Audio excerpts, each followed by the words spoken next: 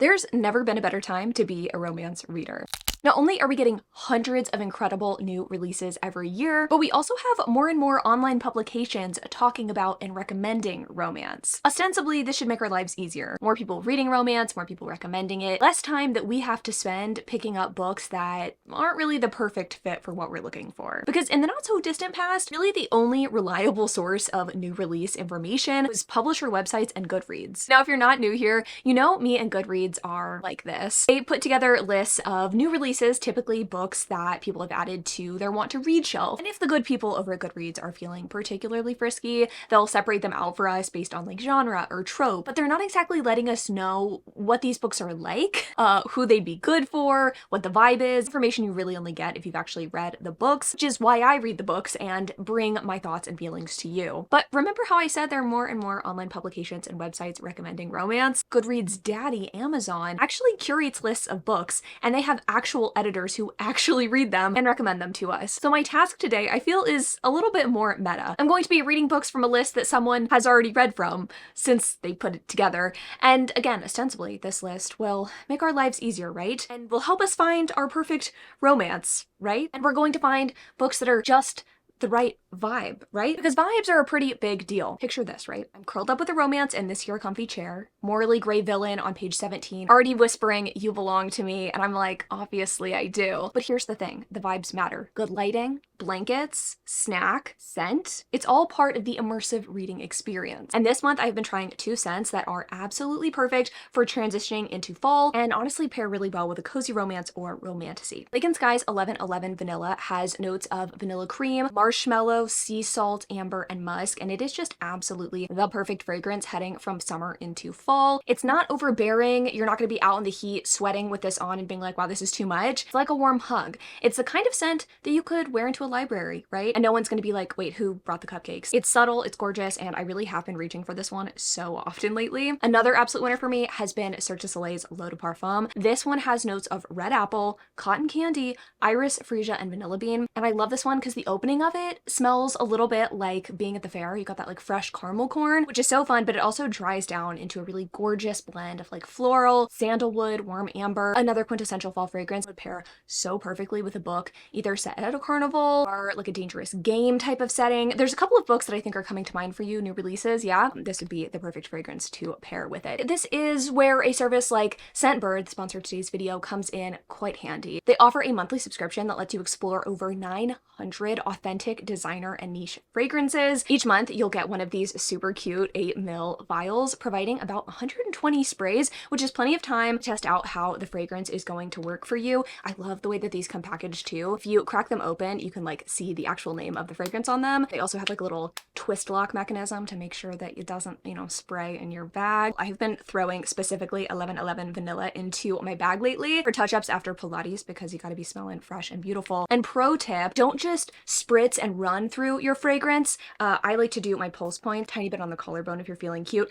and don't rub it in. That breaks down the scent faster. Just spray it. Let it live its best life. And if you've been watching the vlogs, y'all know I adore fragrance, but I also am a little bit commitment phobic, so I don't want to drop money on a full bottle that I might hate by chapter 5 of whatever book I'm reading. So getting to try a different designer fragrances every month is just an absolute game changer for my TBR and chill nights. If you would like to elevate your reading nook or smell like a main character just like me, you can try it out for yourself. Use my code chandler55 or scan the QR code on screen to get 55% off your first month. That means you get to try the first fragrance from Scentbird for only $8, and the next month it'll only be $16.95. Again, the code is chandler55. I'll put the link in my description down below. You handle all that fictional drama, let your scent do the real world slaying for you. And now onto the books, so we can figure out if these books are a vibe or not so much. I never thought that I'd be Team Jeremiah, but One Golden Summer makes the argument for the fun-loving, unchosen brother in a way that really worked for me. One Golden Summer is the follow-up to this author's debut, Every Summer After, which I've been pretty vehement in my dislike of. It was shamelessly similar to The Summer I Turned Pretty, but lacking any of the same teenage brooding charm. But we're not talking about that book. We're talking about this one, which dares to ask the question, what happens when Jeremiah grows up and is actually a viable option? A thoughtful golden retriever who wants to help you live the summer of your dreams while you help your grandma convalesce post hip surgery. Because you were never the cool girl or the chosen one growing up, but now a golden boy is shining his golden light on you. A book with a pace that is unhurried and lovely, just like any good summer vacation. This book I kind of do believe is one of the best so far this year, especially amongst most traditionally published romances. I gave this book 4 stars, and I think this book would actually be the perfect book to read in August and September as the last dregs of summer carry on. Now, it's been a while since I've gone on a puzzle piece romance rant, but talking about Deep End by Ellie Hazelwood always has me a little bit on the brink. I think should come as no surprise. I mean, this is a special edition copy of this book, but if you're unfamiliar, the concept of a puzzle piece romance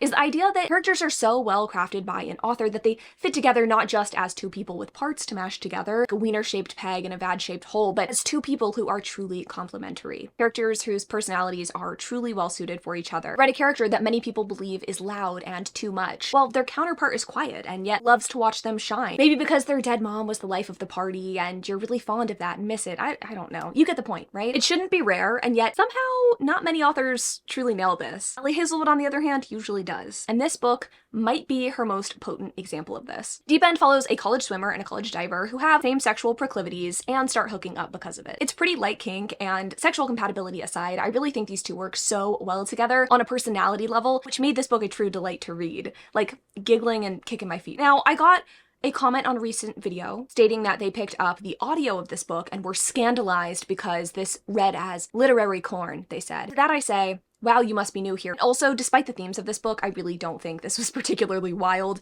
I gave this book 5 big, beautiful stars. It was one of my favorite books that I read this year. If there's one thing that I like to avoid when I make videos, it's copyright strikes. Just know that I wanted to insert the reverse line from the Cha-Cha slide for this next book. The last 2 were spectacular. Give me 14 of them right now. Newest Emily Henry book, however, the less sexy and fun Evelyn Hugo, bottom of the pyramid. You weren't good, and honestly, I wasn't waiting for you to be great. Now, the concept for this book is that a mysterious older woman named Margaret is hiding in a beach town, unseen by anyone for years. And this is a big deal because she was famous, she was an heiress, and then she just disappeared from the limelight. And Alice, our heroine, wants to write her story. And so, apparently, does Pulitzer-winning man. And I say this because I think I initially typed out the name Charlie, which is not in fact this man's name, but I think does speak to the fact that all of her heroes kind of run together for me. He wants to write a book as well. Okay? And I think I've said it in the past when I talk about this book, but these two fall in love. I do think that, however, is a bit of a stretch. I didn't like the interviews that were a huge part of this book.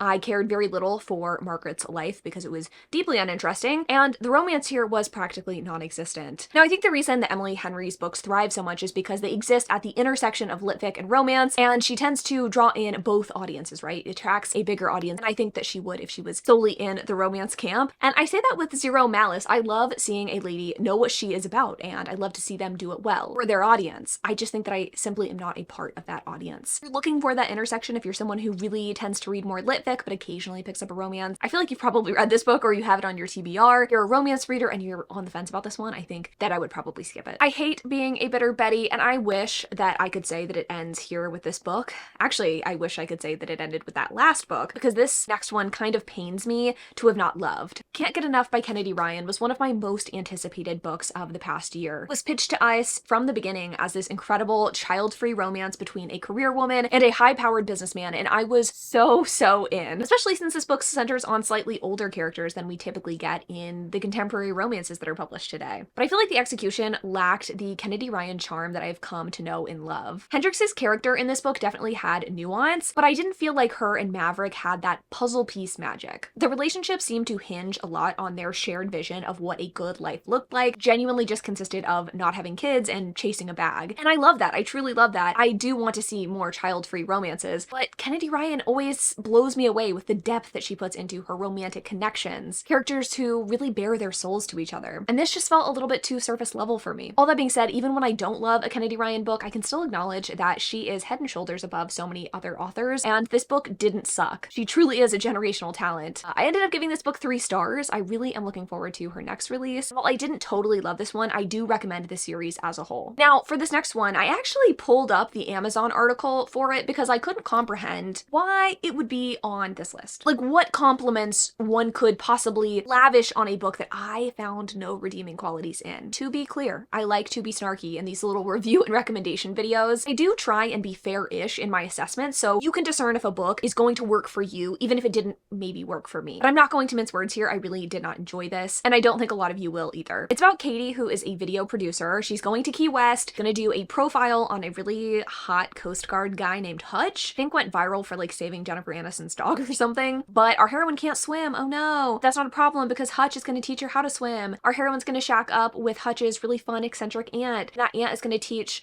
our heroine about life. That would not be a bad setup for a book if that was actually what the book centered on. Unfortunately, this book really centers on eating disorder recovery, and not in a way that was pleasant to read. Now, eating disorder recovery, not really a pleasant topic generally speaking, but I think what particularly pissed me off is that nowhere in the synopsis is it mentioned that our heroine really is struggling with her body image. There were no trigger warnings given for this book either, and so it was pretty jarring going into it. I don't have a history with eating disorders, but I just found this book kind of troubling in the way that it talked about body image and food restriction, and yeah. Our heroine is said to have recovered from this disorder, but it is very much top of mind for her. It just felt really painfully out of place in a book that was, I think, otherwise trying to be like lighthearted and fun and self-discovery. It also felt like the message seemed to be one of, once you fall in love, you're gonna forget that you hate your body because someone is going to give you validation for your mortal flesh suit. That's just not the vibe that I personally want in a summer romance. I did not feel better at loving after reading this book like Abby Abel, Amazon editor, did. Maybe for a very specific kind of reader, you might. Dead best friends are a trend I didn't necessarily see coming in romance in 2025, but Promise Me Sunshine by Cara Bastone, strangely not the first book I read with this feature this year, is, however, probably the best. You see, Cara Bastone has an incredibly unique voice when it comes to her romance writing, and I think a couple of years ago I might have written it off as like maybe too quirky or her books is a little bit too much for me, but honestly, after committing to reading so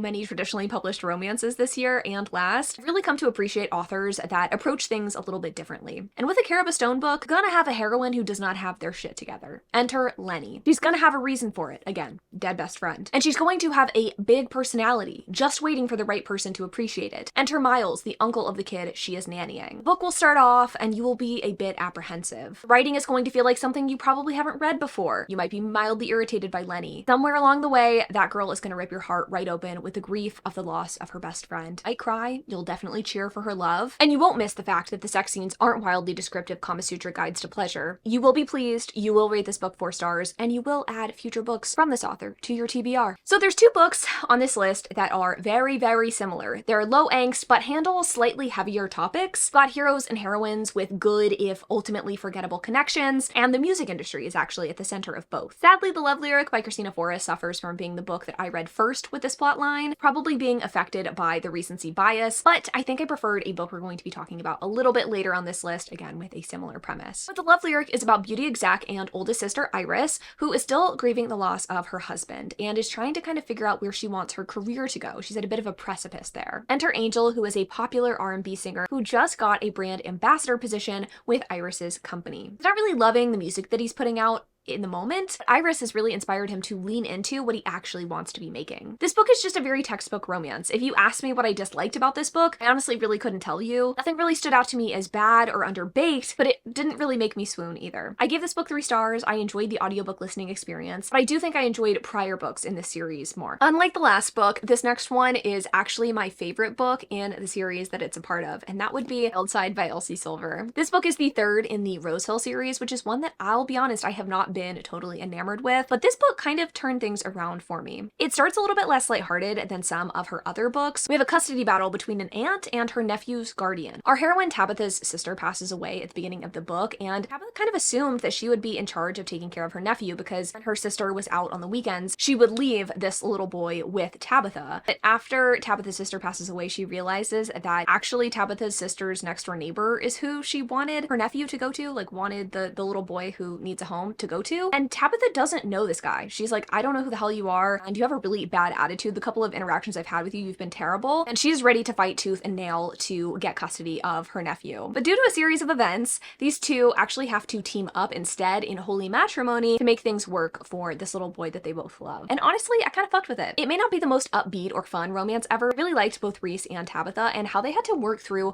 misunderstandings of each other. It's something that I'm starting to realize is really crucial in enemies to lovers type situations. I know people argue whether a contemporary romance can even contain a true enemies to lovers situation, but I think they can. And I think that the best way to display that is having 2 people just really deeply misunderstand the other person's character until they have to get to know them on a deeper level. They have to connect and talk and actually see those good traits firsthand. So I liked this book. I gave it 4 stars, and I personally really enjoyed the reveal in this book that others found to be corny. Oh, the irony in naming an unromantic book. It's a love story. Was it? Was it really? Jane, our heroine in this book, used to be a child star, but in a butt of every joke, all her co-stars were cooler than her kind of way. So even in adulthood, as she is navigating her career as a creative exec for movies, it's not exactly brimming with self-confidence. So the idea of working with a guy she doesn't like and who doesn't share her creative vision, cinematographer Dan, not really her idea of a good time. These two are supposed to team up to secure a song from a famous musician to get a project greenlit. It's quite the undertaking. It just was not my idea of a good time, honestly. From the start of this book, it was just patently unfun. I felt genuinely bad for Jane, but she never ended up growing much as a character, and her run-in with a former co-star at the end of the book gave me the most deep secondhand embarrassment that I felt in quite a while. Like, grown.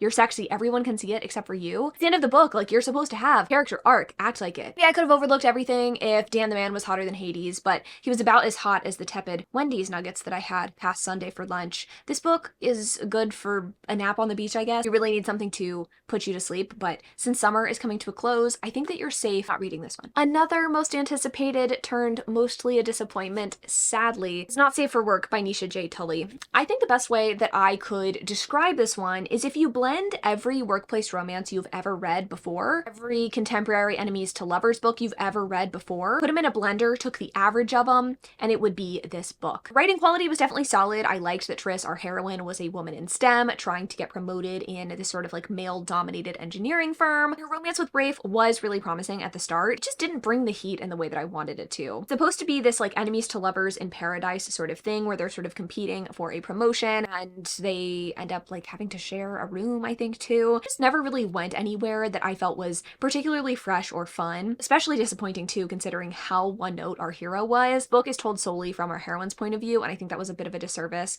to our heroine's character, to be honest. Our hero just like wasn't very mean to our heroine. I think the enemies to lovers fizzled out very quickly, but our heroine kind of tried to keep it going, which makes you kind of dislike her, which in turn makes her feel a lot pettier than I think that she needed to be. This was just really average for me. I don't think that you would hate this book if you picked it up, but I also think you'd be better off with a different book if you're looking for something like STEMinist, or if you're looking for an enemies to lovers in Paradise book. At the risk of sounding too Fallout Boy, I had high hopes for A Gentleman's Gentleman by TJ Alexander because I love a good historical romance, but I especially love historical romance that isn't just a rich, cis-het, white British Regency thing, right? Execution for me here, though, kind of lacking in the romance department. This book is about our trans hero, Lord Christopher, who assumes the identity of his twin brother, and his twin brother and I believe their father passes away. Now he is living this really quiet, kind of solitary life on his estate as he approaches his 25th birthday, wherein he is supposed to marry someone to keep his property and inheritance, which not something he's thrilled about for reasons that I think are both obvious and maybe not. But Christopher thinks that he might be able to marry a woman of the aristocracy who doesn't really want a traditional marriage. And in his quest to find said lady, he ends up hiring a valet because it'd kind of look weird for him not to have a man dress him if he's re-entering society. Actually, that whole concept is strange to me, but it would look weird if he didn't have someone to dress him. So through the season, Christopher looks for a lady, but ends up, of course, falling for his valet,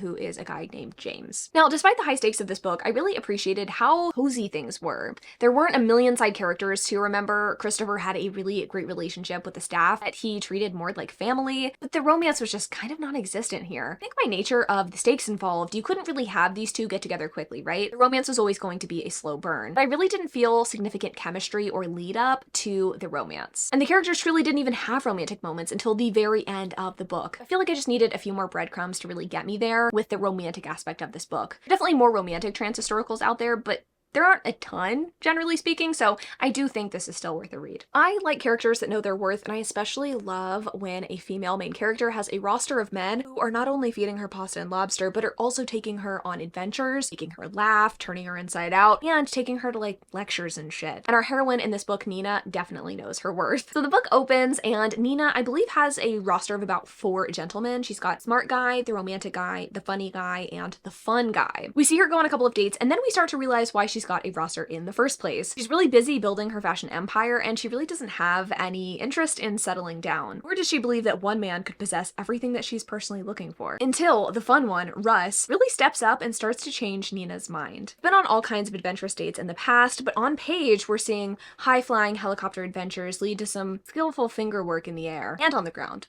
and in a car. And I think you get the point. This book is really Nina realizing her feelings for Russ as she navigates her career progressions that are happening really, really fast. Honestly, I liked a lot about this book. I liked the roster. I really loved watching Nina insult people who would give her a hard time for being plus size, and Russ was just so damn smooth, honestly. I also really like how Danielle Allen writes dialogue and relationships. Sometimes I pick up books and I'm like, people don't actually talk like this. Have you ever seen two people interact before? And this book feels very, very real. My only real critique, I would say, is that I wanted more romance, like capital R romance. I feel like we're getting a lot of toe curling action, but we don't actually get to see a lot of like on-page interactions between Russ and Nina besides their sexual ones. I just like a romance that goes a little bit deeper. I didn't feel super invested in their outcome because I didn't really know their like deep desires for the future. Just wanted a little more soul bearing, if you will. Honestly though, this one is totally still worth a read, and if you're actually looking for a tropical vacation book from this author, I recently read Truth or Dare and I liked that one even more. Now, it feels a little cheeky to compare myself to Hercules, but the effort that I took in trying to get through Summer in the City by Alex Astor really did feel Herculean. This is actually the only book on this list that I had to DNF, so if this book got wildly good midway through, I'm just blissfully unaware of it. There were a lot of things working against this book, and for me, really the biggest was the writing. On a sentence level, I feel like this author does a pretty decent job and definitely has a voice, but when you put all of those sentences together, it'd be a little exhausting to kind of parse through all of the pop culture style references and metaphors. I also found that once I got in the rhythm of trying to read her brand of prose, I realized it wasn't actually saying all that much. The premise is that our late 20s screenwriter Elle has a writer's block, so she's in New York house sitting for a couple in this magnificent apartment to get inspired. She keeps running into this tech billionaire. She eventually fake dates for inspiration. If she lives a very different life than her typical one, maybe she will get a very atypical idea, I guess, for herself. Not the most original premise, but I do stand 10 toes down on the fact that book plots don't have to be original to be good. This, though, again, didn't say much. We're told that Elle is the best, most successful screenwriter of a generation, and she's completely anonymous, right? But I wanted to know why. I wanted to know how she felt about this. I wanted to know more about her so I could actually give two shits about her. Billionaire man, same thing. And look, later that information could have come, and I'll give the author the benefit of the doubt and say that it did. But you need to lay some groundwork in the beginning of the book to get me to care about your characters. So the weird comments about Pilates bodies were really off-putting. I skipped, and honestly, I think you would be fine doing the same. Another historical, and this time we have two Afro-Latin main characters. A female doctor running an underground women's clinic, and a black duke looking to shake things up in the aristocracy. The book, by the way, is called A Tropical Rebel Gets a Duke by Adriana Herrera. I don't have a lot to say about this one, honestly. I picked this up on audio and I had a pretty decent time listening to it. What I really appreciate the most about diverse historicals is learning more about time periods or parts of society that aren't talked about as much in white Regency romances. I did really like learning about our heroine Aurora's efforts and getting some lessons on the history of medicine, from women's health being a woman-to-woman thing to becoming this for-profit thing that was like co-opted by men. And Apollo, our hero, was such a cool dude, and he handled ingratiating himself into society so well. He really did a good job at fighting for what's right in subtle and very tricky kinds of ways. The only real gripes here were the length of this book and the sex. This was a 15-hour audiobook. I listened to a lot of romance, and the majority of them are about 9 hours, sometimes 12 in a really plot-heavy book. Oh, this one just felt like it dragged on a little longer than it needed to. It was also incredibly smutty. I do think the author takes her time in building a romantic connection between the two of these characters. The sex happens from almost page 1, and it basically never stops. We're constantly getting the hero's inner thoughts when they're in carriages about him wanting her to bounce on it crazy style. I think I would have preferred a little bit more sexual tension along with the romantic tension. Overall, it's a solid enough book, but you've got to be in the mood for a smutty vibe. It sucks when your mortal enemy goes to the same college as you, right? At least you don't have to see them again after you graduate, right? Not if you're our heroine Emily in Beg, Borrow, or Steal by Sarah Adams. She bumps into our hero Jack on the first day of school, and from then on, she just kind of hates the guy. It's that kind of personality that other people seem to really love. He's the kind of guy that everybody wants to do nice things for. You personally know he's a dick. Other people just can't seem to see it, right? Despite her best efforts, Emily keeps seeing Jack because I think they're the same major, but okay, they're gonna graduate. She's gonna be free from him, except that Jack kind of follows her to her small town, and they're both teachers there. He's also recently broken up with his fiance, moved into the house next door to Emily, and is going to be renovating his house at all hours of the night. Enough to drive anyone crazy crazy, really. To have me as a reader totally entertained. I really, really liked this book. The banter was top tier. I loved seeing the mushy centers of both characters. I loved seeing their hopes and dreams. And Emily in specific, she wants to be an author, but she's just really scared of rejection, and that felt pretty relatable. Also, the sexual tension was incredibly top-notch, so this was a 5-star book for me, and a book that you gotta add to your TBR. Remember when I told you there was another book on this list featuring a musician with a romantic connection? Felt a little sweet, if predictable. No Ordinary Love is that book. But remember, I did say I liked this one more, and I did. Our heroine Ella has been married for 8 years to her music producer Elliot, the guy that plucked her from YouTube obscurity and made her a huge star. But their relationship was really never rainbows and butterflies, and now she is seeking a divorce due to her husband's continued infidelity. As she navigates the terms of their divorce and fights for what's hers, which is like the rights to her music, she also starts falling for a Major League Baseball player named Miles, who completely changes the way that Ella looks at love. Now, what I really liked about this book was the balance of seriousness with sweetness. It doesn't open up in a particularly flashy, fun way. It really highlights the way that Ella is feeling, which at the start of the story is really jaded and hurt. It's not overly depressing, mind you, but I don't feel like this one has a rom-com vibe. But as we get to know Miles, I feel like the harder moments of this book are really balanced with a sweet groundedness. There's a chemistry between these two that I think is really explosive physically, but it doesn't get there too quickly. And the getting to know you phase, I feel like really went the extra mile. Something that I complained about in other books. You get to really understand these two's past and their families and why they are the way they are. Felt like the perfect contrast to Ella's whirlwind first marriage. Finds a lot of peace and comfort with Miles. She doesn't have to guess whether he's going to be faithful to her. Really do think that the best way of describing this book is not flashy but comforting. And I really did enjoy the few hours that I did spend reading this book. I think if you want a romance with famous characters or you're looking for something that feels mature and never silly, I think you should give this one a go. Most of the books on this list I either really loved or feel pretty neutral about. Again, I think that my snark can make it seem like I'm the ultimate book hater. In actuality, I'm just trying to entertain you and get you to pick up a book. Some books, though, just kind of suck for me, and Any Trope But You is one of those. Heroine Margot is a romance author who's harboring a really big secret. She hates her job and she hates her fans. Kind of, sort of. She basically writes alternate endings to all of the romances that she writes, so instead of these like happily ever after epilogues, she writes situations in which her characters get divorced or cheat on each other or just like don't end up happy because some level our heroine doesn't believe that people actually, you know, can stay in love forever. She's jaded. And does that ever really get fully explained? In my humble opinion, no, but that's kind of besides the point. Her Google Drive, where she's writing all of these things, ends up getting leaked and her fans find it. Her fans end up hating her and her publisher ends up dropping her. So what should our heroine do but go to Alaska and write a mystery thriller instead, kind of revitalize her career in a new way. And while she's there, she meets this man named Dr. Forrest. And Dr. Forrest is helping take care of his father after a stroke. He leaves his medical practice and ends up in Alaska at the bed and breakfast, making sure everything is going right. Taking care of his dad, taking care of the inn, that sort of thing. And these two get off on the wrong foot, but they fall in love with each other, and I just didn't buy it. I'm sorry. I didn't like either of these characters, and I don't think that Margot could have carried this book if she tried. Like, having her be a love hater for basically no reason just did not make her a character I could sympathize with. And I feel like she kind of blew her little T traumas up to be big T traumas that felt unwarranted. It just made her feel like a whiner and a complainer, which I don't like, you know? I want to empathize, I want to sympathize, I want to like feel for my characters, but yeah, I couldn't really with this character. So this is a skip for me. Very bland, just nothing to write home about. Now, do you have a friend who's always late, can't hold down a job, forgets their wallet, says they'll plan your bachelorette party but just doesn't? I think your ability to enjoy Just Our Luck by Denise Williams is going to hinge on whether or not you can be down with a heroine like this, because she does all of these things and unfortunately more. Sybil, our hot mess heroine, is living life to the fullest, and after getting laid off and having a drunken night on the town, ends up having a meet cute turned impromptu head receiving sesh with a guy who works at a donut shop. They're both looking to turn this night into a cream filling kind of situation, but some stuff goes down and Sybil ends up having to rush off, leaving a winning lottery ticket behind. Now Kieran, our hero, is wondering who this mystery sweet treat was and how he can return her winnings. End up teaming up together to fake date, of course, for publicity and other reasons. They fall in love, etc., etc. Despite the kind of reader I usually am, I did really like the beginning of this story. Kieran was so in charge in a way that I found very sexy and not too commandeering. And Sybil, while annoying, was someone that I really wanted to root for and see kind of grow over the course of the story. But things I feel kind of took a turn for the worse after the lottery ticket situation. Kieran goes from confident to weirdly shy about PDA and how to handle his sexual feelings about Sybil, actually kind of an ass towards her, which I felt was kind of weird and undeserved. And Sybil, she doesn't really grow in any meaningful ways. You do get to see her make a bunch of small mistakes leading to one pretty glaring one that totally fucks over Kieran and his career future. It was just kind of sort of hard to read in that way, but I don't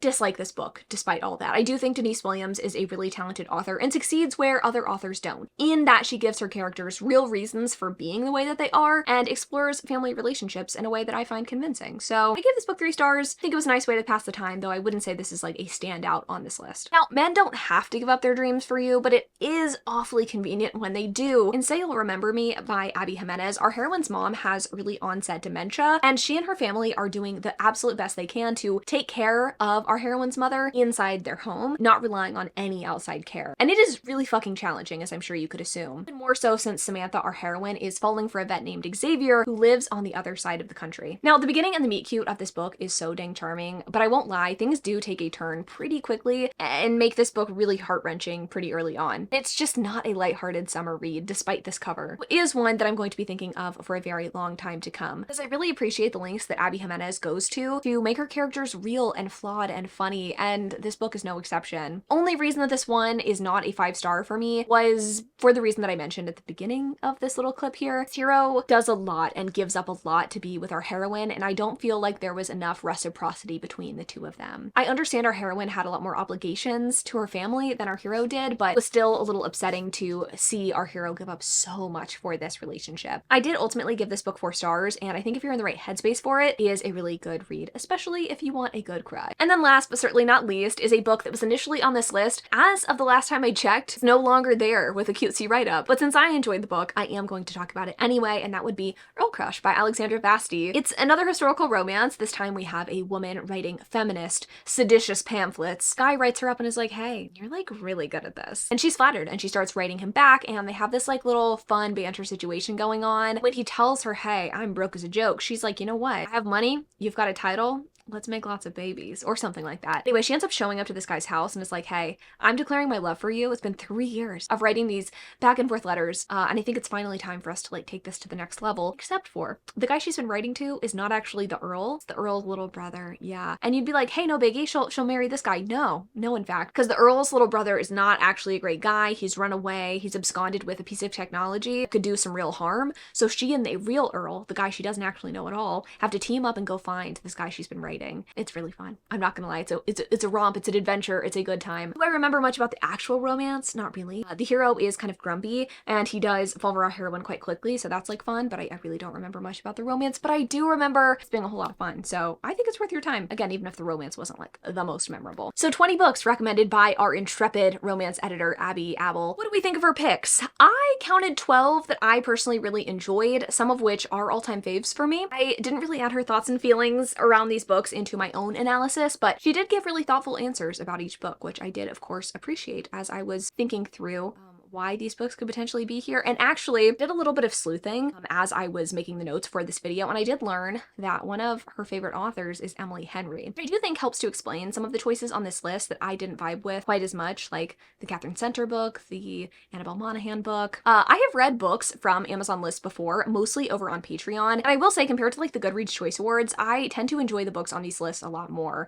I feel like these lists tend to be more diverse. I think I counted we have about 7 books by authors of color and a book with a trans main character written by a trans author, which, I mean, you're not going to see that on the Goodreads Choice Awards, sadly. It's just like the case, which is again why I'm so inclined to read from these lists. Like Goodreads lists, the ones that I typically read from, if we're excluding the Goodreads Choice Awards, sometimes we get authors of color, but the Choice Awards, again, very straight, very white, very much no historical romance. I don't know. I kind of think that Amazon wins over Goodreads in a lot of ways, and I'm just really excited to read more from this editor and from Amazon in general in the future. I would like to see, though, more KU stuff, since like Amazon has KU attached to it. It would be cool to see more of these editors actually read books that they have like exclusivity over. That would be nice to see. Anyway, I'm gonna be doing most likely full year version of this over on Patreon or channel memberships. That's normally where I do this video type every year. The content, by the way, is identical between channel memberships and Patreon, so subscribe in either place that's more convenient if you want to see that video at the end of the year. I'm also doing some cool stuff over there the next couple of months. I found a really cool list on Goodreads. I know